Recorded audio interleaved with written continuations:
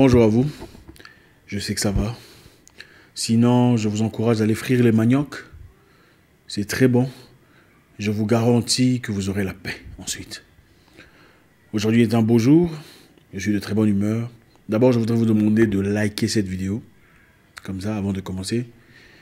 Comme je l'expliquais précédemment, des vidéos aussi sensibles que celle-ci sont souvent sujets au shadow banning. Le shadow banning, comme je l'expliquais précédemment, c'est quand on ralentit la vidéo pour ne pas carrément la bloquer. Parce que voilà, il n'y a pas de raison vraiment justifiable pour la bloquer. Alors on préfère la ralentir pour que très peu de personnes ne la voient. Donc s'il vous plaît, avant de commencer, veuillez liker la vidéo. Ensuite, on pourra ensuite procéder. Je vous demanderai de temps à autre, quand c'est nécessaire. Je sais que nous pouvons en compter sur vous. Merci infiniment. Aujourd'hui, on va développer un sujet très intéressant, un sujet percutant, nécessaire. Il faut qu'on connaisse l'histoire. Comme je l'ai dit précédemment, on ne peut pas savoir où on va si on ne sait pas d'où on vient. Pour comprendre ce qui se passe aujourd'hui, pour avoir des idées claires et nettes, il faut comprendre ce qui s'est passé dans le passé. On ne peut pas juger deux personnes, être intermédiaire ou arbitre d'un problème sans comprendre l'histoire de deux parts. On y va. À Central Park, New York, Manhattan, un lieu très populaire, vous trouverez une grande statue de bronze d'un homme très célèbre connu au nom de James Marion Smith. James Marion Smith est un homme célèbre, un médecin connu et respecté, à qui on a accordé l'appellation le père de la gyné. Voilà. Déjà, il faudrait comprendre que je ne dirai pas tous les mots comme il se doit, parce qu'il y a certains mots clés qui sont naturellement censurés. Voilà. Donc, je compte sur votre capacité et qualité d'Africain. Ah, je sais que les Africains font ça bien. Un Africain peut faire et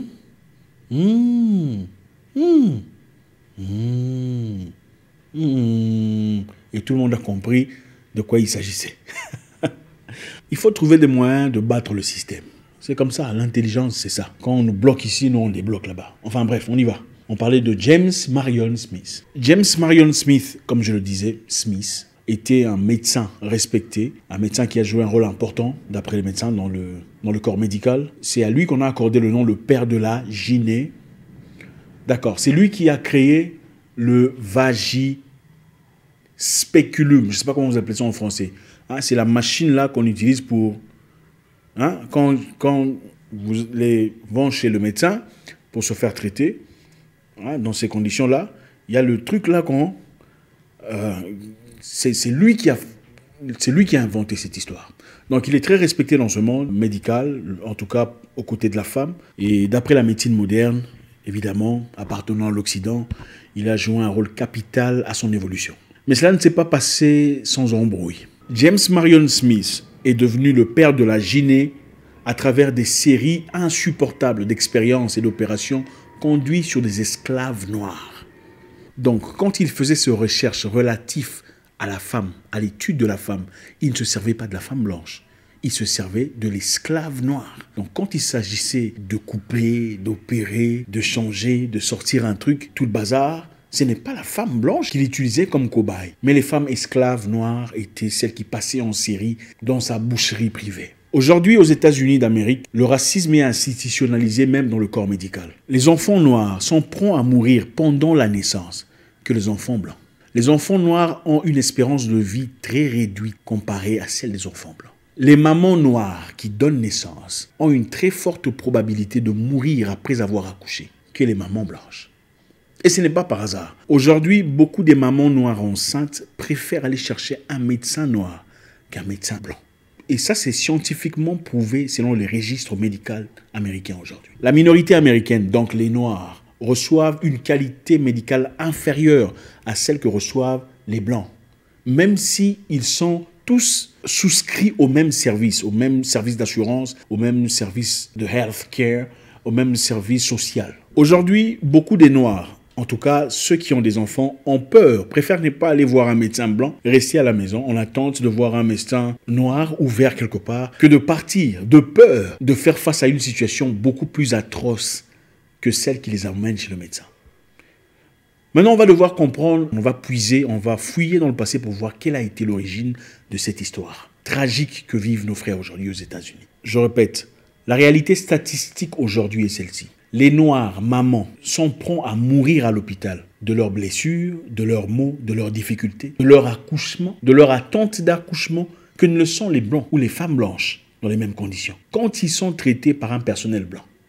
Ce n'est pas moi qui le dis, c'est le journal américain de science qui le dit. Nous allons donc rentrer dans le passé, plonger dans l'histoire pour comprendre l'origine, la genèse de ce catastrophe sanitaire.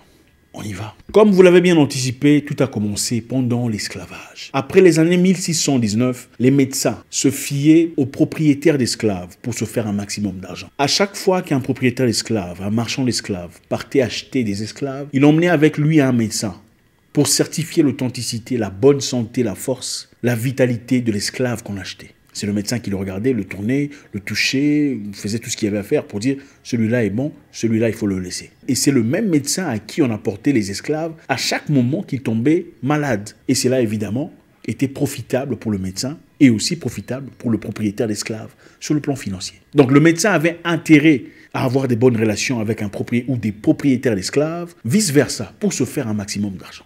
L'esclavage et la vente d'esclaves étaient donc profitables à beaucoup de médecins. Et malheureusement pour eux, en 1807, le Congrès américain abolit l'importation d'esclaves. On ne pouvait donc plus importer les esclaves officiellement, il fallait trouver un moyen alternatif pour continuer à en produire. Ce groupe de personnes qui géraient les esclaves ont commencé à pousser à ce que les femmes noires esclaves puissent se reproduire au maximum possible. Ils ont donc instauré un système de force, d'abus, pour reproduire des forces, ces femmes noires. Il fallait trouver un moyen de faire des enfants comme des chiens pour continuer le business d'esclavage. Comme vous le savez, on a fait appel à des gens physiquement forts, génétiquement saillants, pour reproduire des forces, pour multiplier ce qu'ils appelaient leur bétail. Thomas Jefferson, le 3e président américain, qui dit dans l'un de ses discours « Je considère la femme qui accouche d'un enfant tous les 2 ans plus profitable que le plus fort des hommes dans ma ferme. » Une femme plus profitable que le plus fort des hommes dans sa famille. Une femme qui accouche d'un enfant tous les 2 ans. Comme une vache. Voilà les bases sur lesquelles a été fondé les États-Unis d'Amérique. Comme à l'époque, avoir un maximum d'esclaves était signe de richesse, les femmes qui faisaient un maximum d'enfants étaient signe de prospérité. Et les enfants esclaves étaient donc tolérés, aimés, protégés d'une certaine façon à cette époque. Et les années 1830 sont les premières où on a officiellement enregistré les expériences sur des corps des Noirs. Les expériences de la césarienne, par exemple, qu'on essayait encore de trouver comment ça fonctionne, ce sont les corps noirs qui ont subissé les conséquences et les entailles.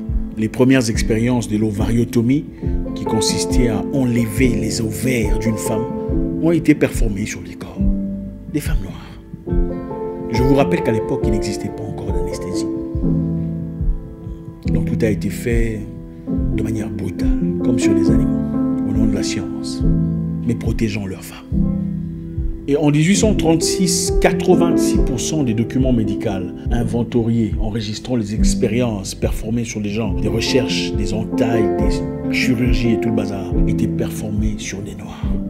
Et de 1845 à 1849, James Marion Smith, le père de la gynécologie dont je vous ai parlé au départ, commença des expériences brutales avec une jeune esclave de 17 ans au nom de Anarcha. 45 à 49, il a performé 39 chirurgies sur cette petite fille de 17 ans, relatif à donc ouverture de découpage de 49 chirurgies sur une jeune petite de 17 ans, en bonne santé. Et malgré qu'à l'époque, il y avait déjà l'existence de l'anesthésie, qui était disponible depuis 1846, il a sciemment refusé de s'en servir pendant ses expérimentations, ses expériences. D'après lui et ses collègues et leur science avancée, les Noirs ressentent très peu de douleur et d'anxiété. Ils n'ont donc pas besoin d'anesthésie. On peut faire ça de manière très crue. On peut couper la peau, la chair, c'est pas aussi grave que ça. En 1841, on a écrit un livre scientifique officiel, s'il vous plaît, au nom de Natural History of Human Species.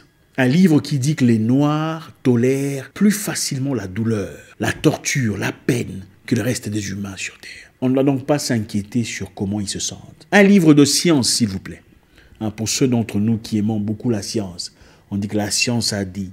La science a dit, d'après la science. Il faudrait aussi savoir que la science a ses objectifs privée et personnelle. Qui écrit cette science que vous louez? Donc, comme je l'ai souligné précédemment, l'homme noir avait de la valeur, l'esclave avait de la valeur, parce qu'il pouvait reproduire, il pouvait produire de la richesse. Et malgré le fait qu'on ait aboli l'esclavage, l'importation d'esclaves, ceux qui étaient aux États-Unis pouvaient continuer à reproduire comme des bêtes les esclaves qui existaient déjà aux États-Unis. Malheureusement, au début du XXe siècle, l'esclavage n'était plus perçu de la même façon. Les esclaves étaient perçus plus comme une charge, parce qu'il y avait des activistes qui se battaient, qui voulaient mettre fin à ces pratiques atroces. Et pour beaucoup des Blancs au sud des États-Unis, qui voulaient garder leur richesse à travers les esclaves, on faisait face à un sérieux danger. Avant la Première Guerre mondiale, il y a eu flux de population, donc un grand nombre de peuples qui venaient d'ailleurs pour les États-Unis. Et cela a créé la panique générale. On ne voulait pas voir croître aux États-Unis des races différentes à la race blanche. C'est là que vit le jour le programme eugénique, différenciation de race, ou de l'exaltation de la race supérieure prétendue,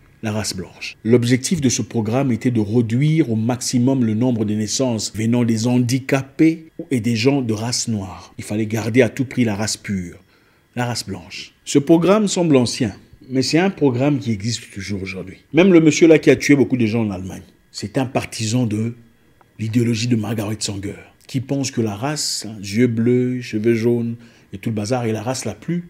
En 1935, comme l'esclavage ne payait plus, n'avait quasiment plus de valeur, il fallait donc trouver un moyen pour renverser la vapeur. Et pour changer la donne, pour ne pas donner beaucoup trop de force aux Noirs, de croître, de grandir, après que les choses aient changé, on a commencé un programme de stérilisation forcée. Tu pars à l'hôpital, maux de tête, on t'injecte un truc, maux de tête parti, finalement tu te retrouves incapable de reproduire dans une condition pire que celle que tu avais initialement. C'est ça le monde dans lequel on vit. Beaucoup sont partis à l'hôpital pour se faire traiter pour autre chose. Et en sont sortis avec autre chose. Pire que ce qu'ils avaient dans le passé. Au nom de la science, au nom de l'amour, au nom de ce que vous connaissez. Fanny Lou Hang, une activiste afro-descendante, était partie à l'hôpital pour se faire traiter d'une tumeur bénigne, pour se faire retirer une tumeur en chirurgie. Mais après la chirurgie, elle a été stérilisée par hystérectomie, sans son consentement. Ce ne sera que des années plus tard qu'elle découvrira qu'elle est stérile et que ça a été effectué sciemment contre elle. Les études ont prouvé que 150 000 femmes étaient découvertes abusées par stérilisation forcée sans le savoir. Et sur 150 000 femmes, 87% des femmes étaient noires aux États-Unis d'Amérique. Quelqu'un d'intelligent disait, si vous voulez connaître ce que quelqu'un fera dans le futur, n'allez pas loin. Regardez seulement ce qu'il a déjà fait dans le passé. Je ne suis pas dans l'émotion. L'homme ne change pas. Il devient de plus en plus lui-même. Un renard ne peut pas devenir un cochon, ou un cochon devenir un singe. Le singe ne peut pas devenir un chat. Le singe peut grossir ou perdre du poids, mais jamais il ne deviendra chat. Nous vivons des situations que vous connaissez, et vous pensez que soudain quelqu'un va venir de là, venir chez toi, pour essayer de te faire du bien par rapport à ça. Ah, je t'aime tellement, ok, tu vois, je veux ton bien, désormais je veux faire ça pour que tu sois bien. Qu'est-ce qui s'est passé dans le passé?